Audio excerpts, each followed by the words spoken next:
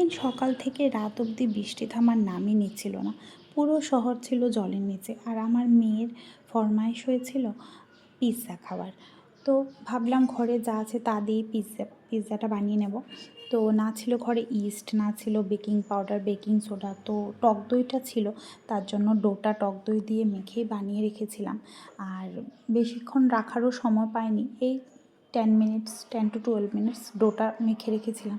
তারপর টপিংসটা রেডি করে, টপিংসের মধ্যে শুধু চিকেন সেদ্ধ করে দিয়েছিলাম আর গাজর, সেগুলোকে একটু সটে করে তারপর সেগুলোকে মানে টপিংটা সাজিয়ে পিৎজাটা ওভেনে দিয়ে দিয়েছিলাম আর কি।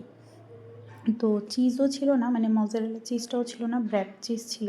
সেটাকেই মানে একটু মানে জোগাড় করে টোরে বাস ঢুকিয়ে দিলাম মাইক্রো ওভেনে। আমার ওভেনটা অনেক বছর আগে সারাইও করানো হয়েছে 3-4 বার।